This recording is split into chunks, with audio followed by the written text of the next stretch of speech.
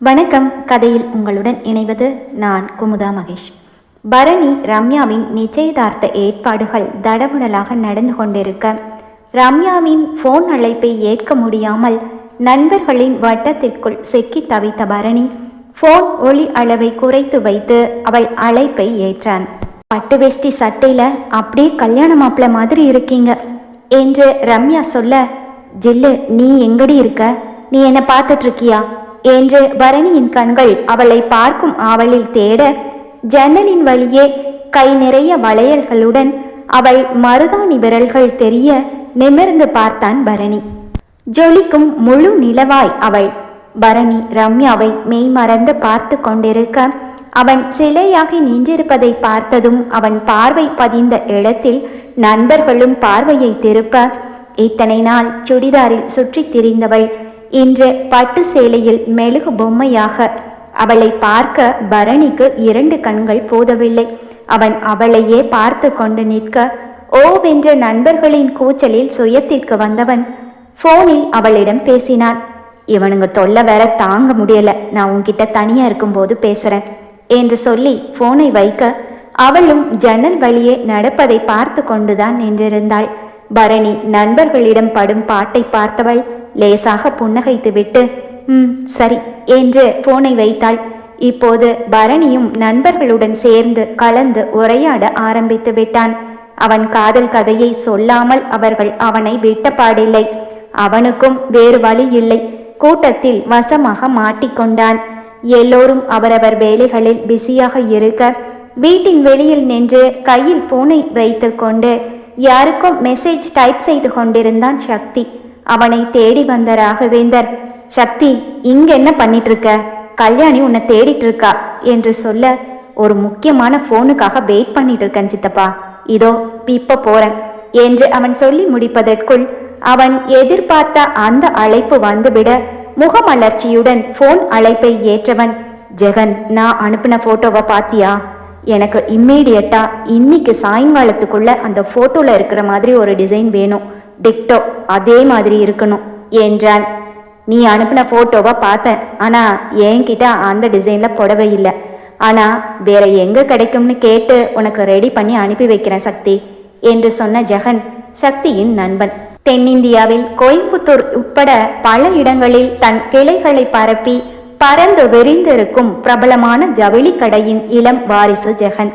பக்காவா கிடைச்சிடுமா என்று சக்தி கேட்க, நீ லொக்கேஷனை மட்டும் அனுப்பு, நான் புடவைய நீ சொன்ன நேரத்துக்குள்ள அனுப்பி வைக்கிறேன் என்று சொல்லி போனை வைத்தான் ஜெகன். பரணி ரம்யா நிச்சயதார்த்த கொண்டாட்டத்தில் குடும்பமே மகிழ்ந்திருக்க, பசுபதியை தொடர்பு கொள்ள முடியாமல் டென்ஷனாகி போயிருந்தாள் சுஜி.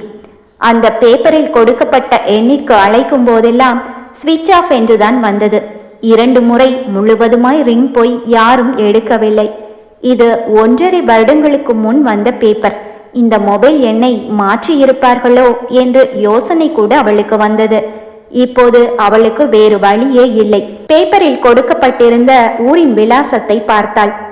இது ஏதோ கிராம மாதிரி தெரியுது, சரி நேர்லயே போய் பார்த்துடுவோம் என்று முடிவுக்கு வந்தவள், விக்ரம் சென்னையில்தான் இருக்கிறானா இல்லை மீண்டும் ஊருக்கு சென்று விட்டானா? இந்த விளம்பரத்தை கொடுத்தவர்கள் மதுவை பற்றி கேட்கும்போது அவள் எந்த ஊரில் இருக்கிறாள் என்று சரியாக சொல்ல வேண்டுமே. மாலை 7 மணிக்கு மேல் விக்ரம் அலுவலகத்தில் இருக்க மாட்டான் என்று முடிவு செய்து அலுவலகத்திற்கு சென்ற சுஜிதா விக்ரமை பற்றி கேட்க, விக்ரம் சார் பரணி சார் 2 பேரும் கோயம்புத்தூருக்கு கிளம்பி போய் 2 நாள் ஆச்சு மேடம். பரணி சாருக்கு விக்ரம் சார் சிஸ்டருக்கும் கல்யாணம் முடிவாயிருக்கு என்று ரிசப்ஷனிஸ்ட் கூற பற்றி கொண்டு வந்தது சுஜிக்கு. 2 பேரும் ஃப்ரெண்ட்ஸாக இருக்கும்போதே அவனை அடிச்சா இவனுக்கு வலிக்கும், சொந்தக்காரங்க வேற ஆயிட்டா சொல்லவே வேண்டாம், ரொம்ப கஷ்டமாச்சே என்று நினைத்தவள், சரி என்னவோ பண்ணிட்டு போகட்டும், நாம வேலையை பார்ப்போம் என்று நினைத்து கொண்டு, 2 பேரும் எப்போ திரும்பி வருவாங்க, கல்யாணம் எங்க நடக்குது என்று ரிசப்ஷனிஸ்டிடம் கேட்க, அவங்க வர இன்னும் 1 வாரம் ஆகும், கல்யாணம் சென்னையில தான் என்று ஒரு பிரபலமான திருமண மண்டபத்தின் முகவரியை கூற, அந்த பெண்ணிற்கு நன்றி சொல்லிவிட்டு தன் நகத்தை கடித்து துப்பியபடியே அவ்விடம் விட்டு நகர்ந்தாள் சுஜி. நிச்சயதார்த்த மேடையில் பரணி நின்றிருக்க ரம்யாவை அழைத்து வந்தார்கள். அழகாக செந்நிற பட்டு தங்க அணிகலன்கள், நேர்த்தியான சிகை அலங்காரம். அவள் தலை தாழ்த்தி மென்னடையில் வர அம்மன் கோயில் தேர் போலதான் இருந்தாள். அவள் மேல் பதித்த தன் வெளிகளை எடுக்க முடியாமல் பரணி தவித்து கொண்டிருக்க இருவரும் அவரவருக்கு போடப்பட்டிருந்த சேரில் உட்கார வைக்கப்பட்டார்கள். You are looking gorgeous. அவள் காதில் கிசுகிசுத்தான் பரணி. அவள் தலை தாழ்த்தியபடியே புன்னகைத்து கொண்டாள். சடங்கு சம்பிரதாயம் என்று எல்லாமும் முடிந்ததும் மோதிர மாத்திக்கோங்க என்று ஐயர் சொல்ல சக்தி தன் கையில் இருந்த மோதிர பாக்ஸை எடுத்து ராகவேந்தரிடம் கொடுத்தான். கௌரியும் பரணியிடம் நிச்சய மோதிரத்தை கொடுக்க பி என்ற இனிஷியல் போட்ட மோதிரம் அவள் வெண்டை பிஞ்சு விரலுக்கு வலிக்காமல் அவளை பார்த்து புன்னகைத்தபடியே அணிவித்தான் பரணி. ரம்யாவின் கையில் ராகவேந்தர் மோதிரத்தை கொடுக்க அவன் விரலை பிடித்து ஆர் என்ற இனிஷியல் போட்ட அந்த மோதிரத்தை இனி அவன் அவளுடையவன் என்பதற்கு அச்சாரமாய் அணிவித்தாள் பெண்ணவள். வந்தவர்கள் எல்லோரும் கைதட்ட நிச்சய பத்திரிகை வாசிக்கப்பட்டு இரு குடும்பமும் நிச்சய தாம்பூலம் மாற்றிக்கொள்ள நிச்சயதார்த்தம் இனிதே முடிவடைந்தது. உணவு பரிமாறும் இடத்தில் உறவினர்களை உபசரித்து கொண்டிருந்தான் சக்தி. நண்பர்கள் எல்லோரும் சாப்பிட செல்லவும் அவர்களுடன் சென்றாள் ஷைலு. வாழை இலையில் வகை வகையாய் மதிய உணவு பரிமாறப்பட அங்கு அத்தனை நேரம் மேற்பார்வை மட்டுமே பார்த்து கொண்டிருந்த சக்தி ஷைலுவை பார்த்ததும் தன் கைகள் பரபரக்க களத்தில் இறங்கினான். சார், நீங்க எதுக்கு பரிமாற போறீங்க? பசங்க நிறைய பேர் இருக்காங்க என்று கேட்டரிங் மேனேஜர் சொன்னதை காதில் வாங்காமல் ஒவ்வொரு இலையாக ஸ்வீட்டை வைத்து கொண்டே வந்தவன் ஷைலுவின் இலையில் மட்டும் 2 ஸ்வீட்டுகளை வைத்தான். ஹலோ, 1 போதும் என்று சொல்லி அவள் தலை நிமிர அது சக்தி என்று அப்போதுதான் தெரிந்தது அவளுக்கு. எதற்கு வம்பு என்று அமைதியாகி போனாள். அடுத்து தண்ணீர் பாட்டில்களை விநியோகம் செய்தவன் வேண்டுமென்றே அவள் இலைக்கு மட்டும் தண்ணீர் வைக்காமலேயே போக அவன் வம்பு செய்கிறானா இல்லை பழி வாங்குகிறானா என்று புரியாமல் விழித்தவள் வந்த இடத்தில் எதற்கு பிரச்சனை என்று நினைத்து தண்ணீர் தானே, தேவைப்பட்டால் பக்கத்தில் தோழியிடம் வாங்கி கொள்ளலாம், அவனிடம் ஏதாவது கேட்க போய் வம்புதான் என்று சும்மா இருந்துவிட சாப்பிட்டு கொண்டிருந்த அவளை தூரத்தில் நின்று பார்த்து கொண்டிருந்தான் சக்தி. இந்த நேரம் பார்த்தா அவளுக்கு விக்கல் வந்து தொலைக்க வேண்டும். தண்ணீர் என்று பக்கத்தில் இருந்த தோழியிடம் ஷைலு சைகையில் காட்ட தோழி பாட்டில் மூடியை திறக்க முடியாமல் சிரமப்பட தண்ணீர் பாட்டிலை மின்னல் வேகத்தில் எடுத்து வந்து அவள் கையில் கொடுத்த சக்தி, பார்த்து குடிங்க, சேலையில கொட்டிட போகுது என்று சொல்லி சென்றான். அதற்கு பிறகு அவன் என்ன சீண்டினாலும் ஷைலு அமைதியாகி போகவே அவனும் பாவம் பார்த்து அவளை விட்டுவிட்டான். அவன் சீண்டல்களையும் நிறுத்தி கொண்டான். நிச்சயதார்த்தம் முடிந்ததும் நண்பர்கள் அனைவரும் பக்கத்தில் இருக்கும் சுற்றுலா தலங்களுக்கு போக வேண்டும் என்று சொல்ல, டேய், உங்களோட நான் பரணி 2 பேருமே வர முடியாது என்று யோசித்த விக்ரம், ஒன்று செய்யலாம், சக்தி இன்னைக்கு ஃப்ரீயா தான் இருக்கான், நான் அவன்கிட்ட உங்களை கூட்டிட்டு போக சொல்றேன், உங்களுக்கு ஓகேவா என்று விக்ரம் கேட்க நண்பர்கள் ஷைலுவை திரும்பி பார்த்து, ஷைலு உனக்கு ஓகேவா என்று கேட்க அவளும் சரி என்று தலையசைத்தாள். சரி, உங்களுக்கு ட்ரெயின் 10 மணிக்கு தானே, 2 மணிக்கு ரெடி ஆயிடுங்க என்று சொன்ன விக்ரம் அங்கு வந்த சக்தியை அழைத்தான். சக்தி, இவங்க ஊரை சுத்தி பார்க்கணுமா, கூட்டிட்டு போயிட்டு வந்துடுறியா என கேட்க ஒரு முறை மேலிருந்து கீழாக ஷைலுவை பார்த்தவன் இட்ஸ் மை பிளஷர் என்றான் தலையை சாய்த்து புருவங்களை உயர்த்தி. ஓகே, உனக்கு வேற வேலை இருக்கா என்று விக்ரம் கேட்க, சித்தப்பா பேங்க் வரைக்கும் போயிட்டு வர சொன்னாரு, அதான் போயிட்டு இருக்கேன் என்று சொல்ல, சரி சீக்கிரமா போயிட்டு வந்து இவங்களை அழைச்சிட்டு போ. அது சரி, நீ சாப்பிட்டியா என கேட்டான் விக்ரம். இல்ல, நான் பேங்க் வேலையை முடிச்சிட்டு வந்து சாப்பிடுறேன் என்று சக்தி சொல்ல, சக்தி நீ ஒன்று பண்ணு, பேங்க் வேலையை நான் பார்த்துக்கிறேன், நீ முதல்ல போய் சாப்பிட்டுட்டு இவங்களை கூட்டிட்டு கிளம்பு. நைட் 10 மணிக்கு இவங்களுக்கு ட்ரெயின், இவங்க 7 மணிக்கு திரும்பி வந்தாகணும், ராத்திரி டின்னர் சாப்பிட்டுட்டு கிளம்ப சரியா இருக்கும் என்று விக்ரம் சொல்ல, அடுத்த 5 நிமிடத்தில் சாப்பிட்டு முடித்து நண்பர்களை அழைத்து கொண்டு தன் காரில் பறந்து கொண்டிருந்தான் சக்தி. ஷைலுவை தவிர அனைவரும் அவனிடம் நன்றாக பேச ஆரம்பித்திருந்தார்கள். அவனும் பழகுவதற்கு விக்ரமை போலதான், அதோடு சம வயதுடையவன். இது போதுமே, ஜாலியாக டிரைவ், சந்தோஷமாக இருந்தது. சக்தி, நீங்க எங்க ஒர்க் பண்றீங்க நண்பர்கள் கேட்க, சொந்த தொழில் தாங்க, அப்பா ஒரு காட்டன் மில் வச்சிருந்தாரு, நான் வந்த பிறகு 1 மில்ல 3 மில் ஆக்குனேன், இன்னும் நிறைய எக்ஸ்டெண்ட் பண்ணணும். சக்தி சொல்லி கொண்டே போக, பார்க்க தான் சிம்பிளா இருக்கீங்க, ஆனா பெரிய ஆள் தான் நீங்க உங்களை பற்றி தெரியாம எங்களுக்கு டிரைவராக ஆக்கிட்டோம், சாரி என்று அவர்கள் சொல்ல, பார்த்தீங்களா, இதுக்கு தான் நான் எதுவுமே சொல்லலை. அதோட விக்ரம் ஃப்ரெண்ட்ஸ் எனக்கும் ஃப்ரெண்ட்ஸ் மாதிரி தான். எனக்கும் லாங் டிரைவ் ரொம்ப பிடிக்கும். உங்களோட சேர்ந்து நானும் தானே என்ஜாய் பண்ணுறேன் என்ற அவன் விழிகள் ரியர் மிரரில் தெரிந்த ஷைலுவை பார்க்க அவளும் அவனை பார்த்தாள். அடாவடியாக வார்த்தை மோதலில் ஆரம்பித்த அவர்கள் உறவு அமைதியாக விழி மோதலில் தொடர்ந்து கொண்டிருந்தது. விக்ரம் கூறியது போலவே முக்கியமான சுற்றுலா தலங்களுக்கு அழைத்து சென்று விட்டு இரவு 8 மணி வாக்கில் அனைவரையும் வீட்டிற்கு அழைத்து வந்தான் சக்தி. அவர்களுக்கு சுற்றிய களைப்புடன் பசியும் சேர்ந்து கொள்ள இரவு உணவு ரெடியாக இருக்கவே அனைவரும் ஒன்றாக அமர்ந்து உண்டார்கள். ரம்யாவும் பரணியும் தனியாக உட்கார்ந்து பேசிக் கொண்டிருந்தார்கள். கூட்டம் குறைந்ததும் தான் கொஞ்சம் தனிமை கிடைத்தது அவர்கள் இருவருக்கும். நண்பர்களை ரயில் நிலையத்தில் சென்று விட்டு வருவதற்காக ஆயத்தமாகிக் கொண்டிருந்தான் விக்ரம்.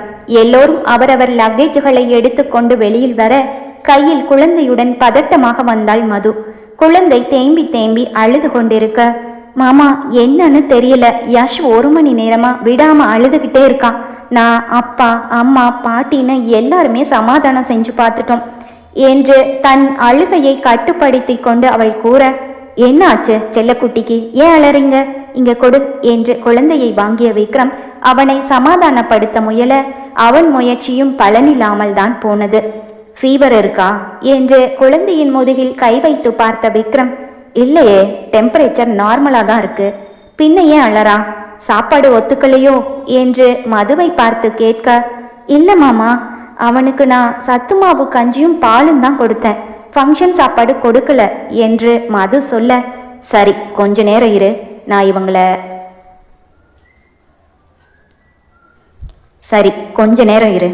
இவங்க எல்லாரையும் ரயில்வே ஸ்டேஷனில் ட்ரா பண்ணிட்டு வந்துட்டு நம்ம ஹாஸ்பிட்டல் போகலாம் என்று விக்ரம் சொல்ல, அவ்விடம் வந்த சக்தி, விக்ரம் நீ முதல்ல குழந்தைய கூட்டிட்டு ஹாஸ்பிட்டல் கிளம்பு, இவங்களை நான் ட்ரா பண்ணுறேன் என்றான்.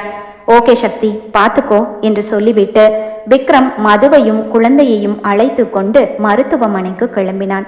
நண்பர்கள் விக்ரம் அப்பா அம்மாவிற்கும் பரணி மற்றும் அவன் பெற்றோரிடமும் விடை பெற்று கொண்டிருக்க சக்தி ஜெகனுக்கு ஃபோன் செய்தான்.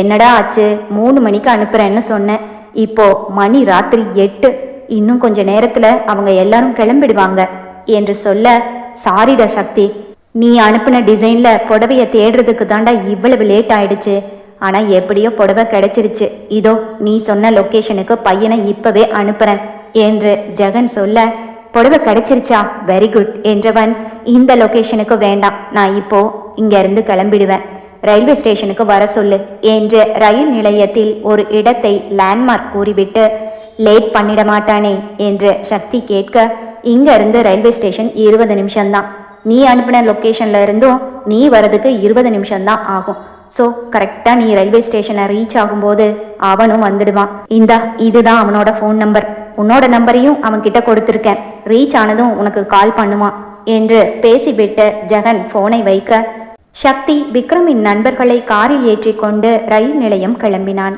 காரில் பின்னால் உட்கார்ந்திருந்த ஷைலுவை அவ்வப்போது தன் பார்வையை திருப்பி அவன் பார்த்து கொண்டான்.